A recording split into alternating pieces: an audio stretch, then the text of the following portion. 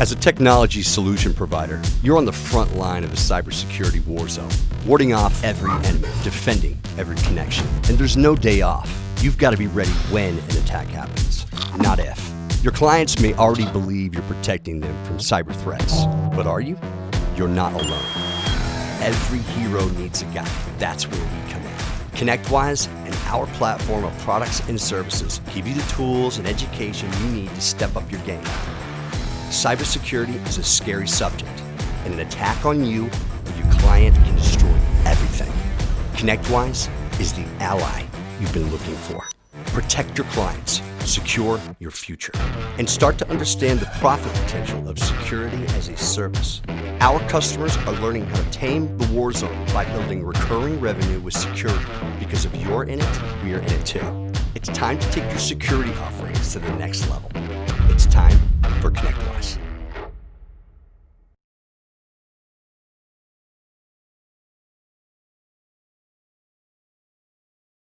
Hey, what's up everyone? Welcome to IT Nation Secure. I'm Craig Fulton. I'm Corey Lehman. And we are your hosts for the next 2 days. Woohoo! I cannot believe this event day is actually here. I'm so excited. Here at IT Nation headquarters, we have spent 6 months dreaming up this new conference, and I'm so excited. It's a security conference focused just for MSPs. We know there's a lot of content that comes out of these big cybersecurity events, but much of it is not even applicable to our small and mid-sized businesses like you. And that's why we've built this event especially for you, our MSP community.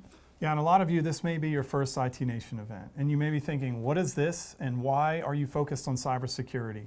You know, it was 3 years ago we came to IT Nation Connect, and we stood on stage and said, hey, cybersecurity is the next big opportunity. We're going to focus on helping transform your business to be an MSP plus, right?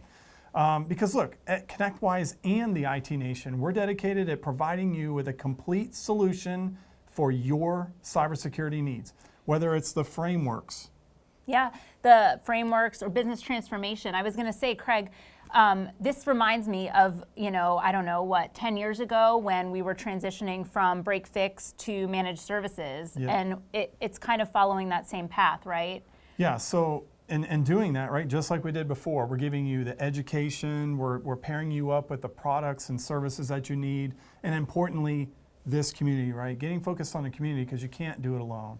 And look, no matter where you are in your journey with cybersecurity, whether you're mature in it and you've been doing it a long time, from endpoint protection all the way to risk assessments, or you're newer in it and you're like, look, we do firewalls and we do perimeter security and some antivirus scanning.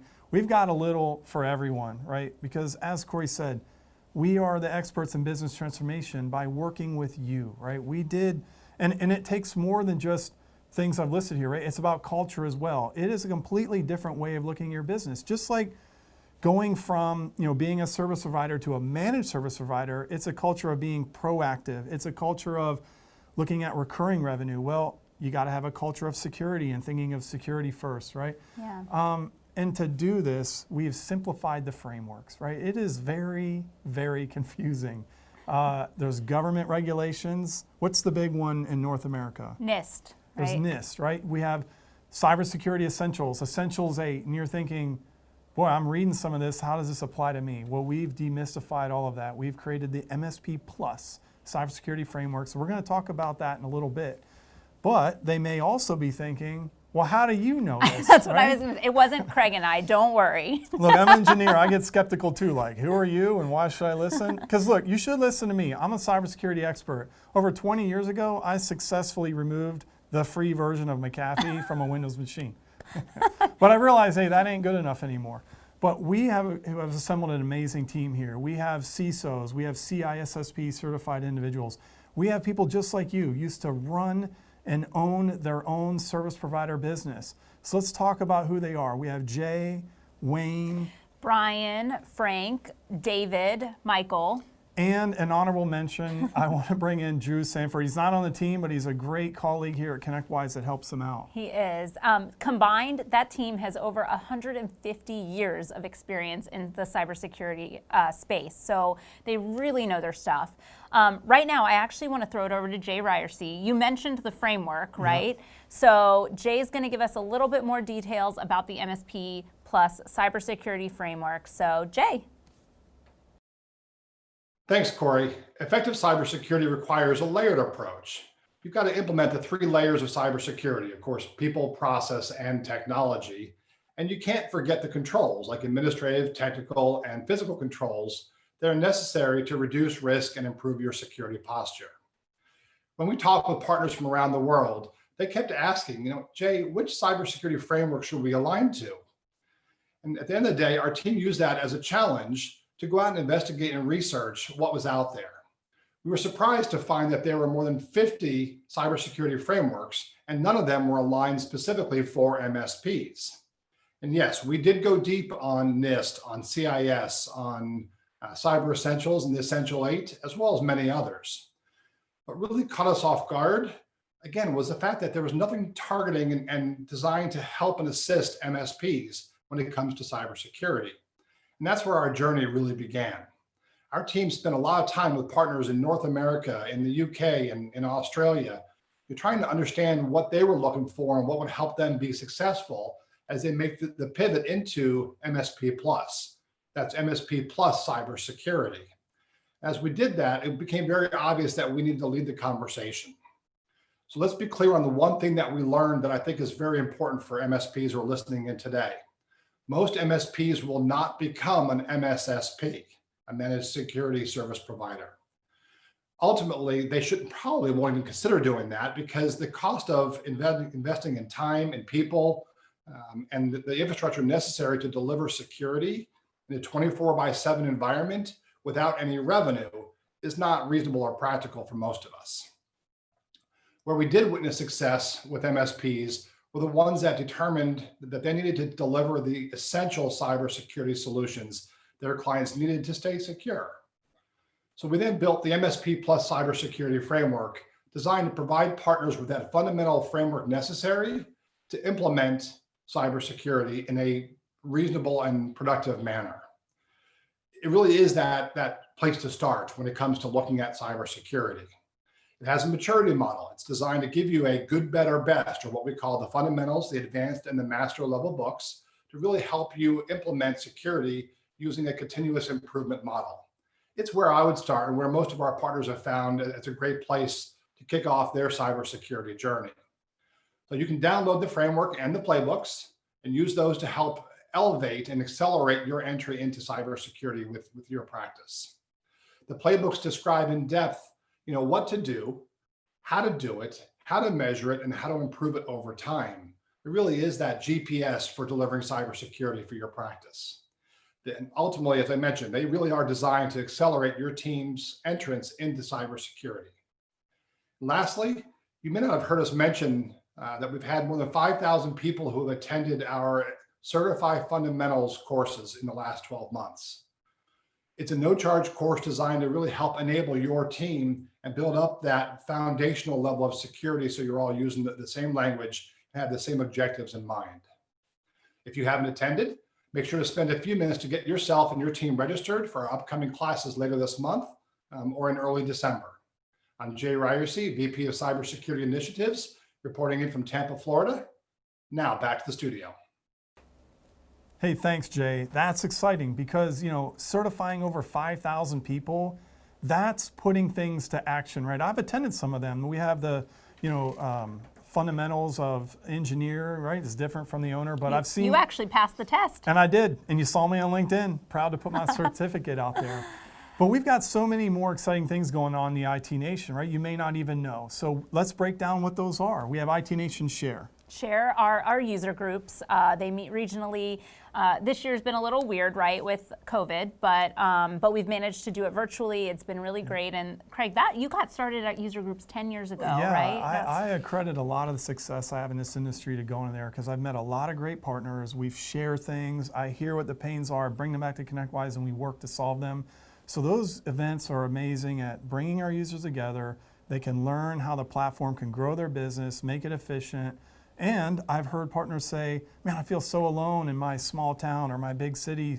And who do I talk to? They're meeting people there. Yeah, and Then we have IT Nation Explore. Explore is our product user conference, right? So this is where we bring really the users of our software, and they come and they learn how to use the products more efficiently. All the products, Yeah, it's all like the products in the suite. So basically a giant user group. it's amazing. I love the atmosphere there. If you haven't checked it out, hopefully we'll be back in person. We're planning to be back in person next year. So hopefully if you haven't checked that out, that's an awesome event to come get started at if you're using the products. And aside from our users, right, we bring our solution partners there, right? These are the companies building the solutions that you're delivering to your customers, so you can learn from them as well. And look, the next thing we have, this is a big one, IT Nation Evolve. These are our peer groups. This is where you say, if you're an owner, an executive, in your business, you want to take the business to the next level, because maybe you're like, man, I wake up every day and I'm just getting through the day. It'd be nice to learn how to start setting goals and how to get traction towards moving towards them. That's what this does. We bring your peers together in a non-competitive situation in groups, talk about aligning your business to frameworks such as EOS or StratOp. We teach you financial acumen so that you can benchmark your business against your peers using Service Leadership Index, right? We teach all of this, and you hold accountability to each other, and I've seen nothing but success come out of that. And then what's the big thing we have? Well, this time of year, it's almost November, and we have our IT Nation Connect event. Connect. It's our it's the biggest industry conference for MSPs out there in the technology solution provider space. So it's really the most amazing event. If you want to talk about co-opetition, which is kind of, we haven't used that word, but that's what we've been talking about this whole time. You're meeting, people that you might compete with, but you're all working together. Because I love our motto, wise together, rise together. Yeah, so nowhere is that more prevalent than IT Nation Connect. So typically this year, thousands of you would be booking flights. We'd be like choosing food and beverages. And we would be all focused on going to this event that focuses on transforming your business, growing teams, bringing together the largest gathering of vendors and solution providers in the industry. And so we're so sad we won't be there in person, but we have reimagined it. Yeah. It's going to be an amazing virtual event, not like any of the boring virtual events you've probably sat on. Way more fun.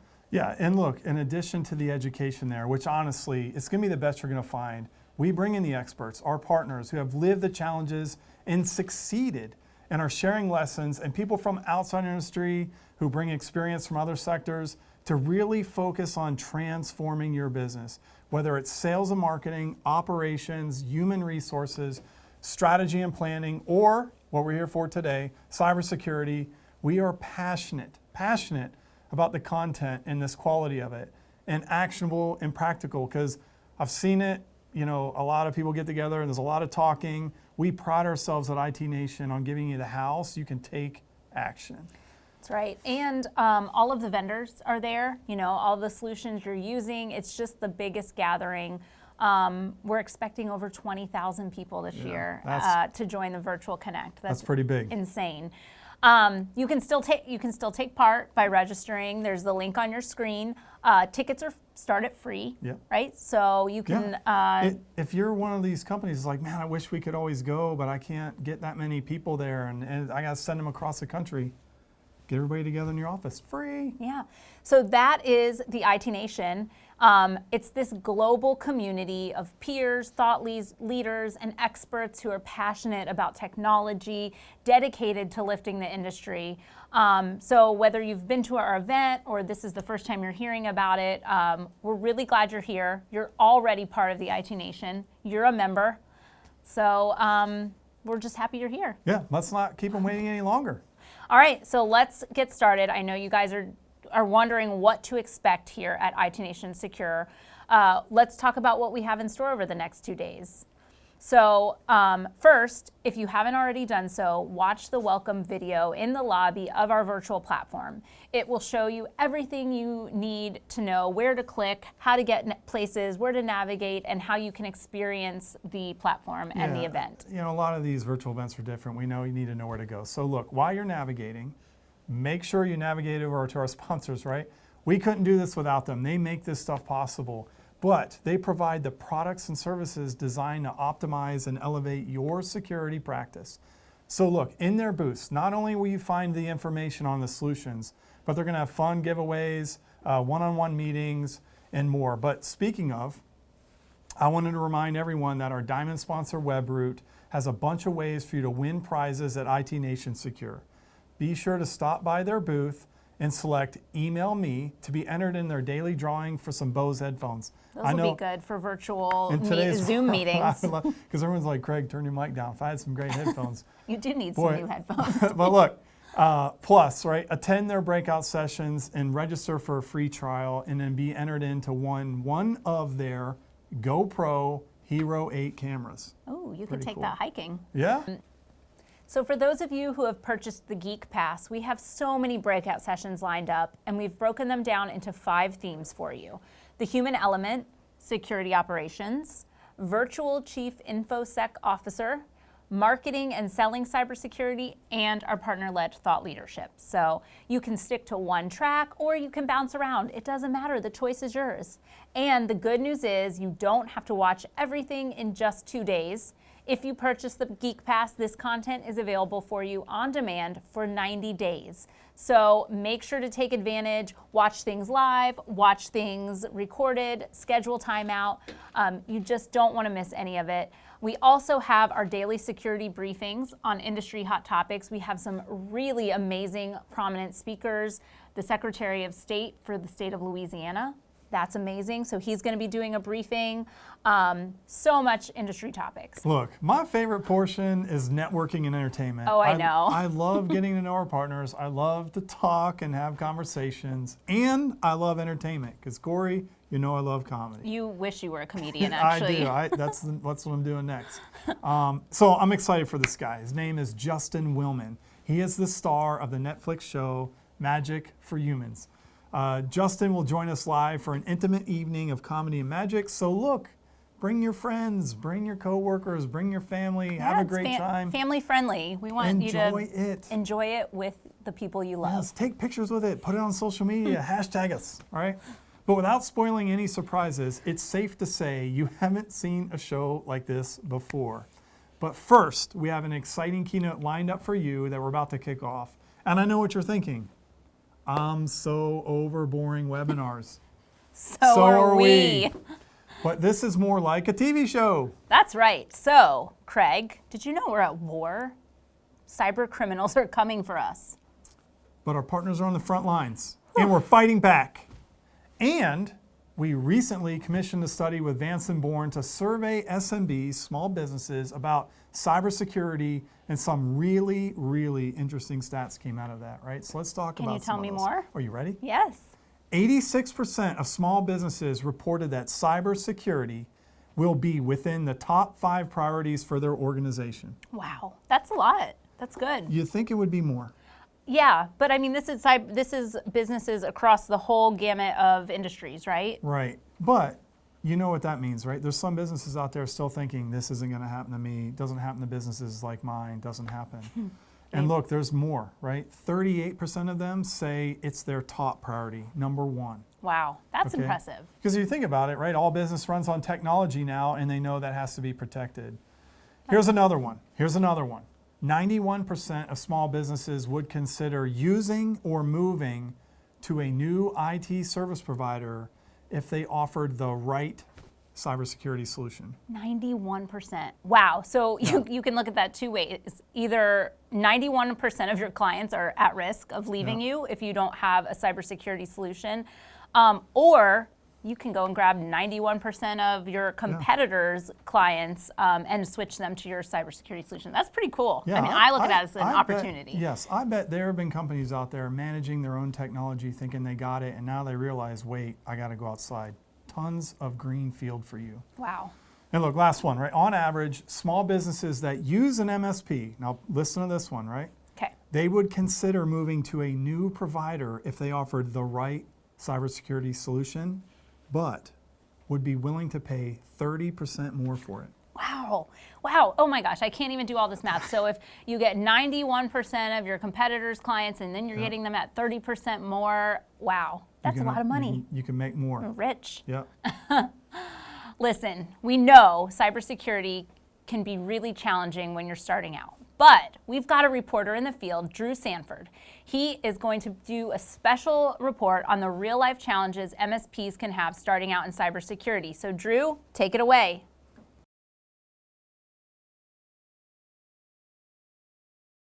Thank you, Corey. I am reporting live from Indianapolis, Indiana, where we have a long-time MSP with an interesting story to share. Many MSPs starting out in their security space are looking for how to sell, how to position, how to build a stack that will allow them to make security a growing, powerful part of their revenue and profit. Unfortunately, early on, they often try to grab a single security product without any real strategy and launch into sales mode. Some are successful, but many struggle without support or a plan to succeed. They have not understood how to deal with many of the questions they will receive. Then the unthinkable happens. One morning, the MSP wakes up and receives a phone call from a very large client.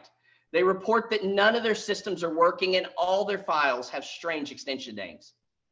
Many MSPs in this situation run out and start trying to fix the problem with little understanding of how or what happened.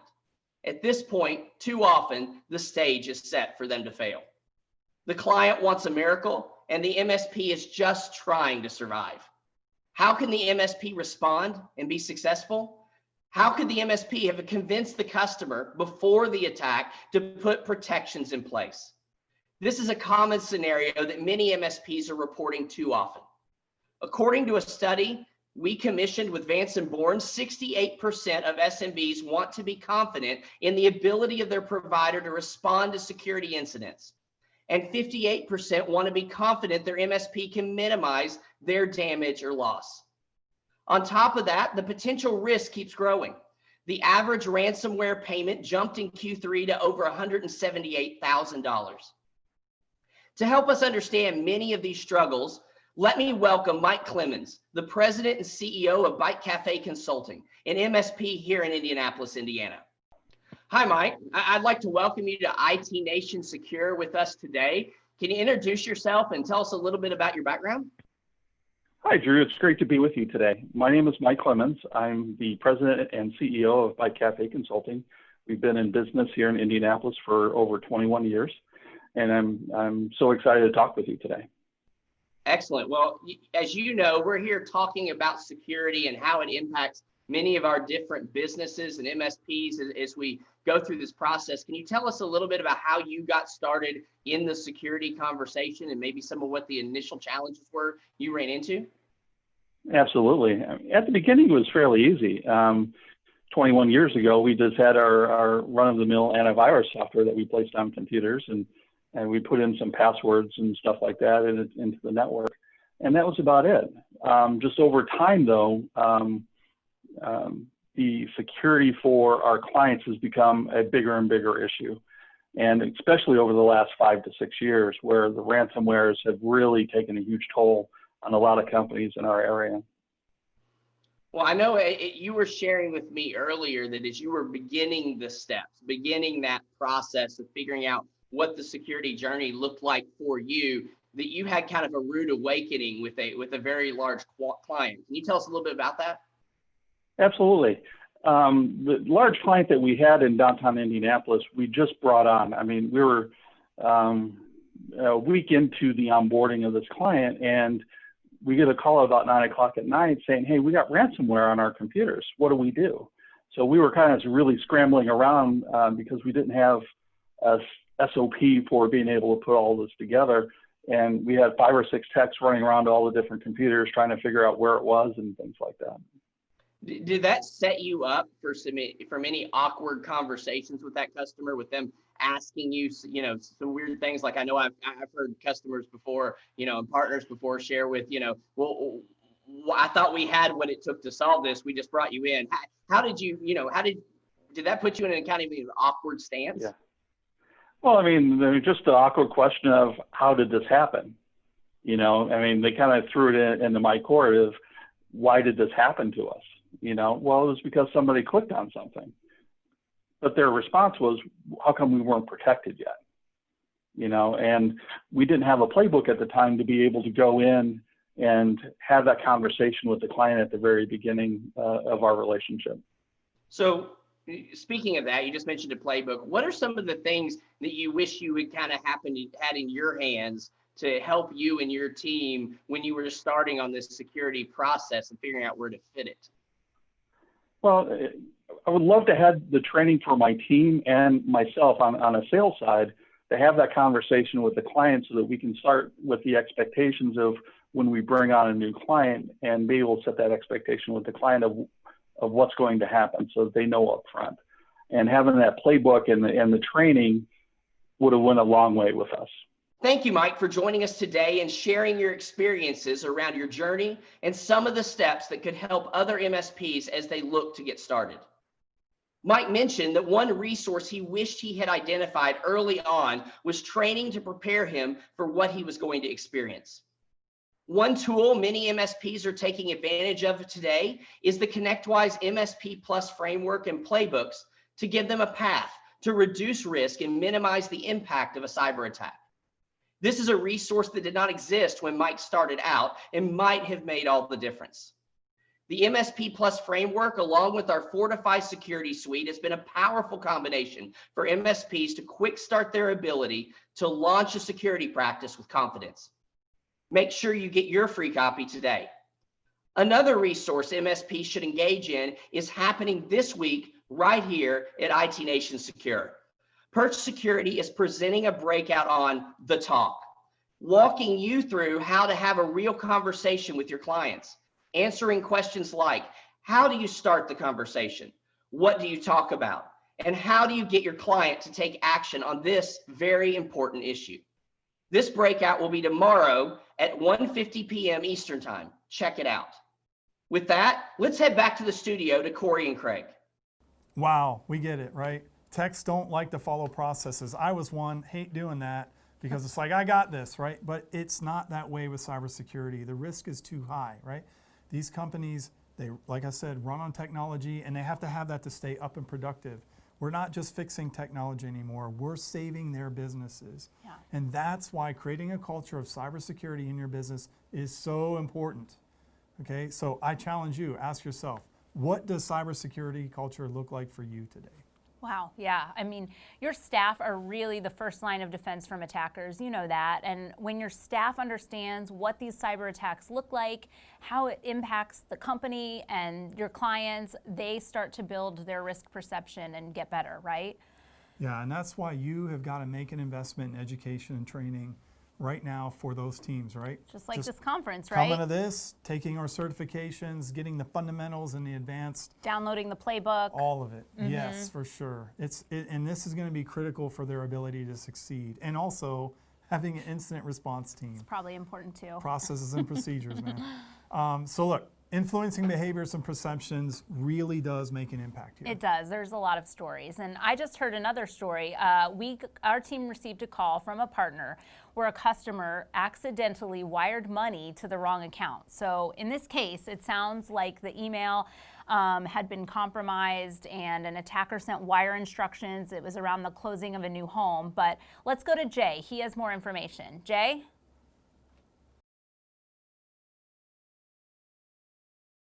You're absolutely right.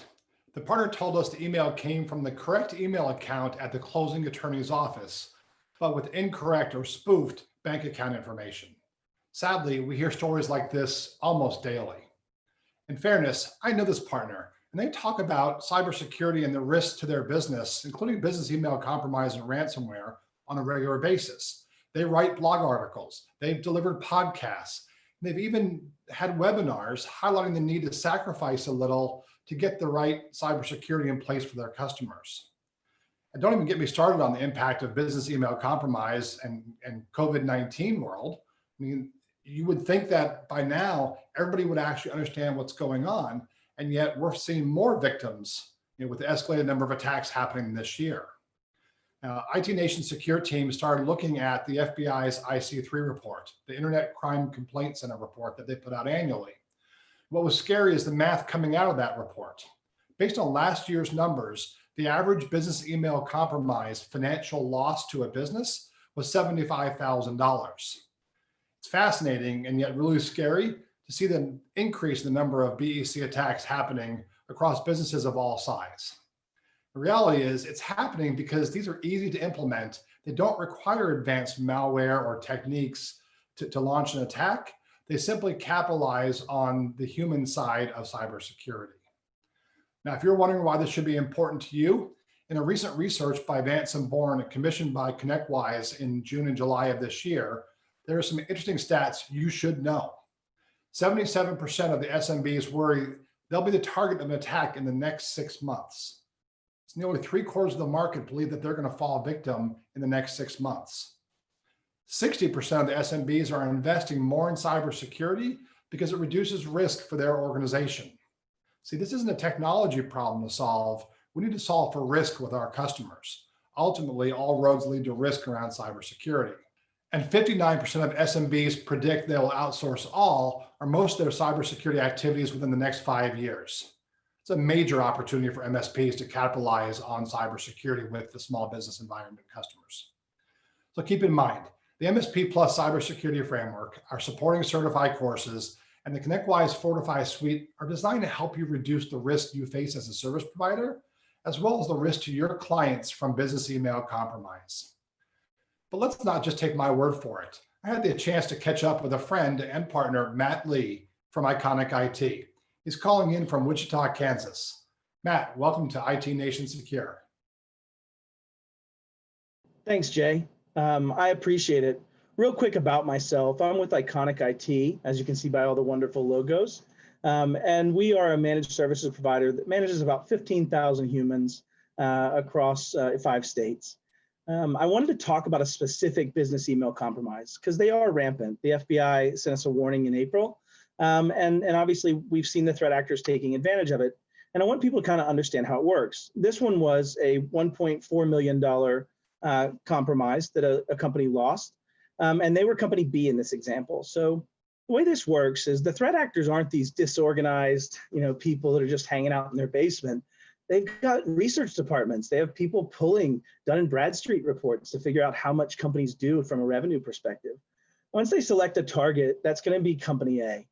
And so for company A, they really have no other choice but to either try to brute force the attack or phish in random. And sometimes they just find company A by phishing, right? They send out these large campaigns and company A, somebody in accounting clicks and they do some research and find that company is a viable target. And they go ahead and start attacking that person. So what they'll usually do is they've already compromised company A's controller, let's say. They're going to say either start looking through for the accounts receivable that's due to them, or they're going to try to attack one themselves. In this instance, we're kind of just talking about where they've compromised and now they're going to attack company B. So what they do is, let's say company A has a domain that's like ironscales.com, for example. They change the I into an L. It looks visually exactly the same, and they purchase elronscales.com. They then send an email that they've captured from company A controller's email. They've just pulled a piece of a conversation chain out and brought it into this other email system. And the other email system's a valid domain, right? It's elronscales.com. They then try to do what's called conversation hijacking. They start to send a new email response to that last email chain from the legitimate domain of company A. And then as they respond back to company B, they now have taken over that conversation. They then set rules on company A's mail domain so that company A's controller never receives the next message. It just simply gets filters out to elronscales.com to continue the chain. And so they basically start conversing with the controller of company B, which does 2 things for them. It identifies the controller of company B, or the AP or AR person of company B, right? But it also lets them start asking for changes to be made. We're here in this COVID times, and we're all working from home to some degree. And so they say, hey, listen, things have changed, company B. We'd like for you to wire us or change your ACH to Citibank instead of the bank that it currently is, or instead of a paper check. So company B says, all right, fine, we'll do that.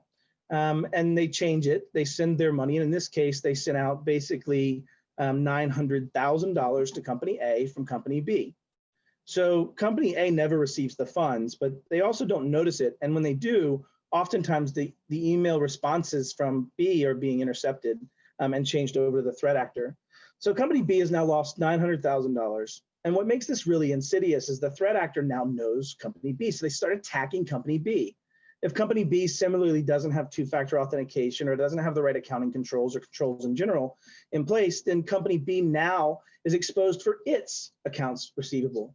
The threat actor repeats this process and buys a domain similar to company B, attacks the front end of company C, and company C in this instance wired $500,000 over to the fictitious company B threat actor. So the threat actor now has received 900,000, 500,000, right? And has made a massive cash flow disruption to company B in ways that oftentimes destroy that company. In fact, if you think about it, they actually then probably paid company A again. So they actually are out significantly more cash flow in that response if company C then folds and doesn't have the ability to pay them. So essentially, these threat actors are able to manipulate the situation we find ourselves in the sense that normal accounting controls for calling to verify something may not be as rock solid, right? You might call and receive a desk phone that doesn't have a forwarding instruction, or you have to then trust the threat actor as they give you a number to call to validate them. And so essentially, as you think about this business email compromise kill chain really has two pieces. One is education and prevention on the front end with spam filtering and things to help look for those spoof domains or new domains. And then the other side of that is in two-factor authentication. But if you really wrap it all up, it really starts with us as the MSP. And it really starts with us having that conversation with the client, explaining what those things are. And if we don't know what those things are, find a way to get help. Find a way to advance your maturity level from a security perspective and the things we have to do as a trusted advisor. One of the things that we've done at Iconic has been to latch on very heavily to a lot of the free resources out there that are meant really just to rise the water so that it rises all ships, right? One of those examples would be ConnectWise Certify. It is a program that allows our technicians and our salespeople, right, to go through a separate track that helps them get a very good base layer of knowledge from a security perspective. If you can't talk about it with the language that's correct, then you have nowhere to start.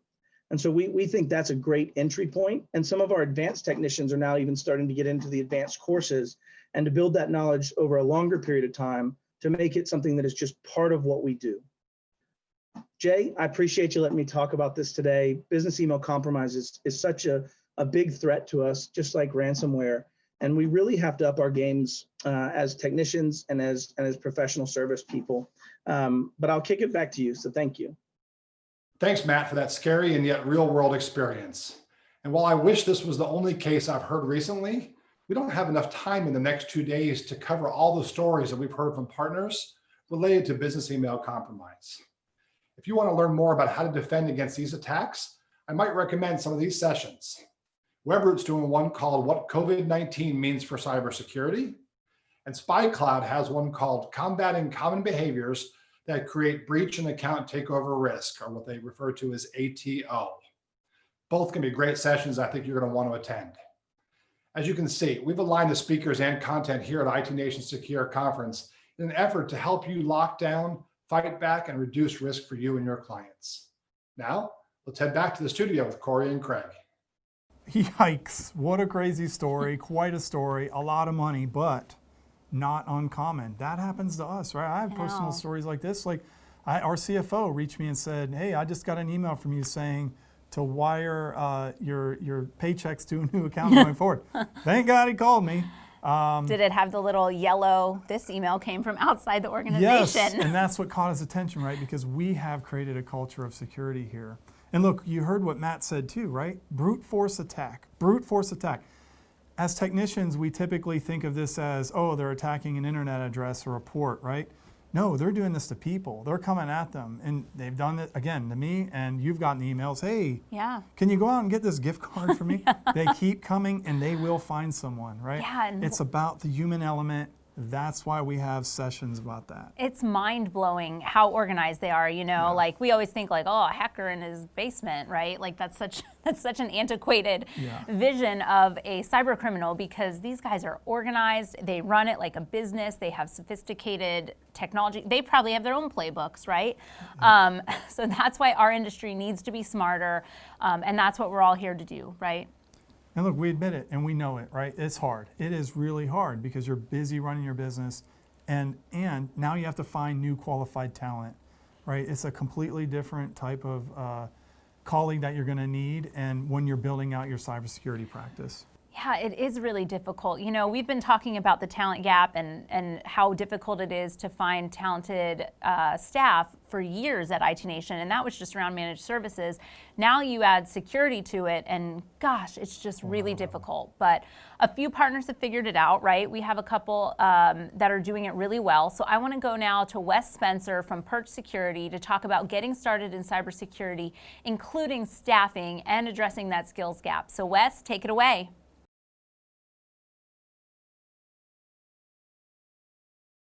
All right, Corey, thank you so much. My name is Wes Spencer, and I'm the Chief Information Security Officer at Perch Security. My job is to help all of our partners think through, strategize, and build better information security plans and services and products into their portfolio. And by the way, I also manage Perch's internal information security as well.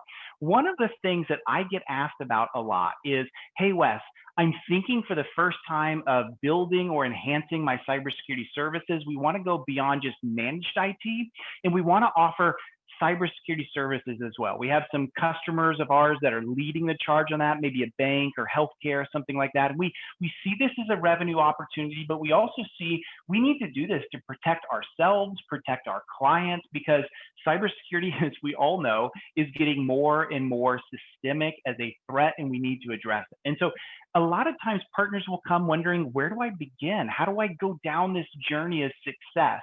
And I think one of the biggest challenges that exist in all of this is the staffing part. Where do I find the talent to run, the talent to build all of this? And I can quickly share a story of my own where I've been through that.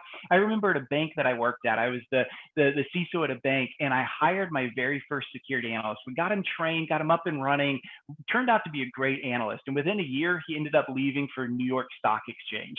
I remember thinking, how do you compete with that? You really don't. It's so difficult for an MSP to truly build that. I've got some statistics for you. 52% of SMBs agree that they lack the in-house skills necessary to properly deal with those security issues. So we have a problem in that we just don't have the staff and the people resources internally to do all this. Another stat for you, 57% of SMBs don't have specific cybersecurity experts in their organization. So even our clients don't have what's necessary. It's very difficult in the talent shortage and the cybersecurity skills gap to find and meet all of that. So how do we handle that? How do we address that? Well, with me today is Sean Brown of SnapTech IT, and I asked Sean some questions around this and really got his feedback because they've successfully gone through this themselves, and they've been able to find a pattern of success through a co-management solution that's worked very well for them. And I wanted you to hear more from Sean himself so you could understand how their path to success looked. So I'm joined by Sean Brown of SnapTech IT. Sean, tell us a little bit more about yourself and what SnapTech is all about. Well, good to be with you, Wes. Good to see you again. It's been a little while. So I'm Sean Brown. I'm the president and COO of SnapTech IT. And so we're a managed service, provider.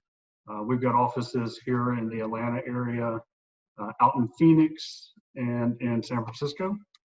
And, we've been kind of in the security kind of business and doing managed IT work and then tacking on security on top of it for a number of years now. So Sean, one thing I want to ask, because I love asking this question, is what got you into managed cybersecurity in the first place? That was a great story. So we were working with a company, I guess it's been about 6 years now, and they came to us and said, hey, so whenever you're ready, just send on over your SOC 2 report. And I was like, we don't have a SOC 2 report, so I guess we better guess we better get busy. So we started about 6 years ago going through and doing a SOC 2 Type 2 audit. In fact, I was working on our audit just a few minutes ago before we jumped on this call. So we're right in the middle of audit season again. And that was 6 years ago. I mean, that blows my mind, because for the most part, I think SOC 2s and the audits and going through those processes is just now starting to happen, maybe a year or two old. So you guys have been doing this for a really long time. Okay, so that's valuable to us, Sean, because one of the things I would love for you to clue us in on and give us some more information about is you guys have been down this road before. You've gone down this journey of how do I get the personnel to run all this? Security people are different than IT people, right? So I'm sure you guys looked at, do we build a SOC in-house? Do we not do it? What led you guys to the decisions that have caused you to be successful today in that strategy, Sean? Yeah, that's a good question. We started out, trying to train our internal staff on security. And then we started also trying to find great partners in the security space that could help us fill a gap that we had both on the technical side of some of the things that we were trying to solve, like SIM and SOC and threat hunting and threat intelligence. And that's when we discovered kind of Perch Security and started working with you guys, because not only did you guys bring incredible technology to us that helped us fill a bunch of gaps, but you also brought the personnel and the SOC to us as well, which was a huge help. And so we kind of view it as, we were kind of talking about this term earlier, we kind of view this as kind of a co-managed SOC environment where we've got some internal technical securities team, but we don't have all of the knowledge and all of the skill sets that we need. And so we leverage Perch and the SOC from you guys to help us fill that gap and that partnership.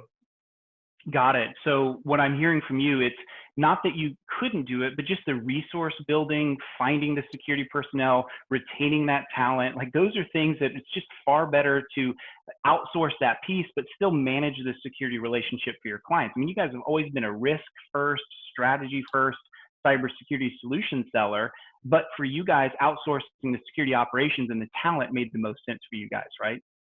Yeah, it really enables us to scale quickly, right? And so the target base that we look at are, larger clients. And so when you bring on a couple of larger clients, it's great to be able to have that scalability of just putting in a new device, knowing that I've got a great SOC behind us, as opposed to trying to backfill and hire whenever we bring on, additional clients like that. It really makes us scalable.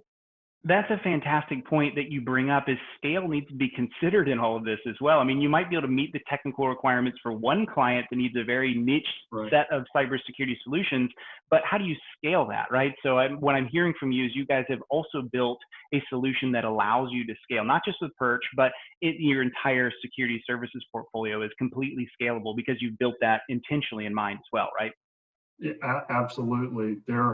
Like we were talking earlier, we have an internal team, and it's small in nature. As we continue to grow, we'll grow that team a little bit, but having Perch as a large part of our SOC has been great in providing that scalability. Sean, thank you so much for joining us today. You guys heard from one of the best that I know of that is doing cybersecurity just top notch. Sean, thank you for joining us. Thank you for sharing your insight. This has been tremendously helpful. Yep. Wes, good to see you again. Thanks, everybody. All right. Thanks. Hey, I don't know about you, but that was awesome. I personally learned something every time I talk to Sean. Hey, are you curious? Was that good, but you wanted more and you want to hear more about how you could dive into that? I've got a treat for you. I want to pitch something to you. Attracting diverse cyber talent is a breakout session by our friend Amy. That is going to be a great session where you can talk and learn more about all of this. Really want to invite you to that session because you're going to be able to take some of these things we just talked about and dive in much deeper. Thank you so much for your time. Corey, back to you. Wow. That combo, I love those guys, Wes and Sean. They're like a power duo of cybersecurity expertise. Like, oh, I just love them. And those guys at SnapTech, they've been such a staple of the IT Nation community for years now. They've just been amazing. Yeah, we met them over a decade ago at our IT Nation events, and they keep coming back, really giving back to this community. But the important question here is, do you do it yourself or do you partner with someone? It's been that way for a lot of things. We had that challenge with the cloud, now with cybersecurity and SOC, right? And we find that most partners are successful are doing it co-managed. And look, I'm gonna make a little plug here. Don't mean to, but if you do need that at ConnectWise, we do have a SOC service available for you. That's right. So now you have your staff, they're trained, you have a playbook, you've created your culture, you have your technology stack, you have your co-management plan. Now comes what some people might consider the hardest part of this whole thing, right? Actually selling it to your client. Right. We have really focused our lives on loving technology, understanding that, providing service, but we sometimes have a hard time selling it, right? Driving that value. And a lot of customers may think you've already been providing security services as a part of this. I've seen it on there. Or they might think, well, I don't really need any more than that. Not going to happen to me. These are common, right? So let's kick it back over to Jay for another real world example. Take it, Jay. Thanks, Craig. This may sound funny, but I've heard partners refer to it as the birds and the bees conversation for cybersecurity. It's the one conversation you must have with your clients to reduce your risk. Without that conversation, your clients are likely to believe you are providing the right cybersecurity to them. As you may know, we've had the opportunity to work with thousands of partners as they've wandered along their security journey over the last few years. It's exciting to see progress being made and partners reducing their risk while also driving new revenue around cybersecurity. But what concerns all of us is the fact the client still believes the MSP is providing cybersecurity as part of their MSP's service. To better understand the mindset of the business client, here's some fascinating stats from the recent Vanson Bourne study. Only 13% of SMBs are having a regular cybersecurity related conversation with their MSP. That's scary, that 13%. And my fear is that they think that they have the conversation once a year potentially, and that's not really enough. It's not what the SMBs are looking for. So they are switching to new providers to get the right cybersecurity. So don't think that that's really a good number, because it's not. For 38% of the SMBs, these conversations are triggered only by a quarterly review, followed by 35% who do so in an annual review. Again, once a year or once a quarter is probably not enough today to make sure that you keep your customers safe and aware and abreast of all the current information of what's happening in cybersecurity. Risk is changing daily. And our clients need to understand that on a more regular basis than once a quarter, maybe even once a year. But even more worrisome is the fact that 29% of the SMBs talk to their MSP about cybersecurity only after they suffered an incident. Where's my facepalm emoji for that one? That's crazy. Really? Only after they've been hit do they have that conversation. So to help us better understand this from a partner perspective, I met with Emily Jones, practice leader and director of operations at Warren Averett Technology Group in Montgomery, Alabama, talking with her about the experiences that she had with the prospect and what her team has done to drive security with their clients and, more importantly, within their own business. Emily, welcome to IT Nation Secure. Thank you, Jay. And our group is in the Southeast. We are a group of about 40 people in our technology group. We are part of a larger organization called Warren Averett, one of the largest accounting and consulting groups in the Southeast. But our group specializes in business software solutions, technical solutions, and security solutions. So we have a vast array of knowledge and expertise on our team.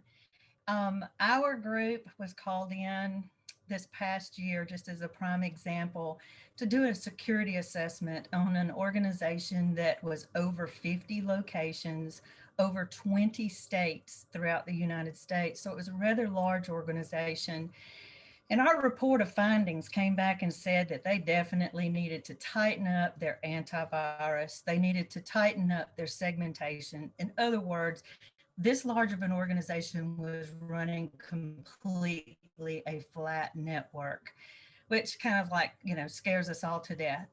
They were also lacking in some of their offsite backups. They were amongst numerous other things that we had in our report of findings. They had their own internal IT group that wanted to do the remediation.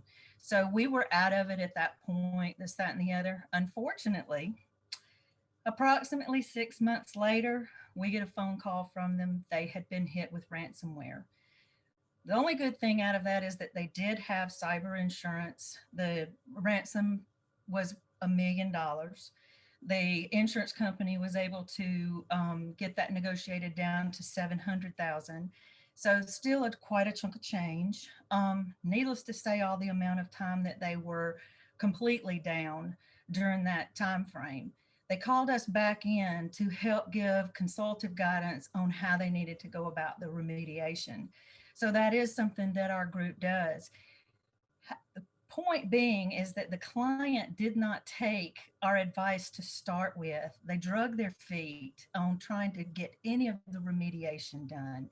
Had they just started with a simple thing of updating their antivirus or taking and putting a plan together to make sure that their network was segmented properly, it would not have taken down everything. This one was hit so bad that they encrypted every VM that the client actually had. So one of the things that we've done in our group is tried to educate everyone in our group. We are a company of about 40 individuals. That includes administrative, that includes our business software group, our technical and security group, there. And we put them all through some certified training that ConnectWise offered back in the May-June timeframe. You may think that's strange, putting even administrative people through that, but it gave everybody in our group a great understanding of NIST and where we're going as a company, because our goal is to reduce not only our risk, but to reduce the risk of clients as well. Because we all know in the world we live in, you touch it, you seem to own it. And then when something happens, the fingers start getting pointed. So that is one of the things that we've done, is to educate our entire group. We went back through and looked at our service offerings and made some changes in that area as well. And one of the changes was taking some of our security options that had been options in the past and put them into our core function, which we're kind of leaning on the name now of a TSP, because it really includes both MSP and MSSP and a lot of the software work that we're doing as well. So going forward, there are things that we are going to continue doing to reduce our risk, as we are continuing to reduce risk for clients and those that come to us as a client. Thankfully, the company that I told you about, they are doing well now. They have their network completely segmented. They have updated and upgraded to next generation firewalls, as well as their antivirus. So they're on the right track. Requirements are changing frequently, and security is not going away. It's just going to increase. So I appreciate ConnectWise doing this IT Nation Secure and allowing us to be part of this. Thank you so much, Jay. Thanks, Emily. If you're like most of the people on the call today, you've probably been in a similar situation with a client or prospect who fell victim to a cyber attack even after you made the right recommendations. You can't make this up because it's happening every day of the week.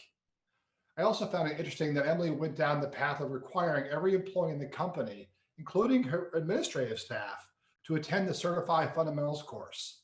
Now, she isn't the first partner to have done that, and yet I believe it truly shows her commitment to a security-first culture in her organization. If you want to learn more about our IT Nation certified courses, plan to visit the exhibit hall and click by the ConnectWise Security Management booth to learn more. I'm Jay Ryerson, VP of Cybersecurity Initiatives here at ConnectWise, asking you to stay safe, stay healthy, and stay secure. And now back to the studio with Corey and Craig. Incredible. What happened to Emily's company could happen to you. Think about it, okay? I love that everyone took the certified course too. That just says, hey, we all want to have this at the whole company. We want everyone to have this security culture. Let's all get trained on it and understand it so we can speak that language. That's awesome. I love it. And listen, talking to your clients more than once a quarter and once a year, that's what's going to make it happen, just like Emily was saying there. I know, right? Let's prevent Jay from doing a face pound again. No, I don't know. I kind of want to see that again. Look, here's another stat for you. 29% of MSPs have a talk about cybersecurity when? After the breach. Oh. Not good, not good. Look, we want you guys to learn how to have these conversations more often than once a year before a breach occurs, but not just have the conversations, but be successful in arming your clients with your recommended solutions and actually getting them to buy into that. So there's a couple of breakout sessions you might want to check out. One, we have how to package your MSP security services. Gary Pika is leading that one. I mean, Gary Pika could sell anything to anyone, right? Yeah. We have business processes and tips for filling your security pipeline, but not just filling it, it's going to talk about how to close it. So check out those breakout sessions, learn how to have those conversations, and not just have the conversations, but close the deals as well. All right, look, do you think we scared them? You scared me. Look, we don't mean to scare you, but sometimes fear is what makes us change. But we got to get ahead of this thing, right? We need to be proactive, just like we do with managed services. And you know, you've seen it. There are some scary stats out there that should get your attention. And here's what we need you to know. We talked about it. IT Nation, this community, you are not alone. You are not alone. We're here to learn from you. We're here to give back, and we're here to help. That's right. As a member of the IT Nation, you have so many resources available for you, and we just want you to take advantage of those. And that's all we have for today. So thank you so much for joining us. I hope you learned something. I hope you had a lot of fun. Craig and I will see you back here at 3 p.m. Eastern today. We're going to set you up for success in the cyber games, and we're going to recap the day, talk about some fun stuff that we might have learned, give away a prize or two. Nice. But for now, it's time. Go check out the solution partners, all of our wonderful sponsors who make this event possible. Go check them out, and we'll see you back here later. Thanks.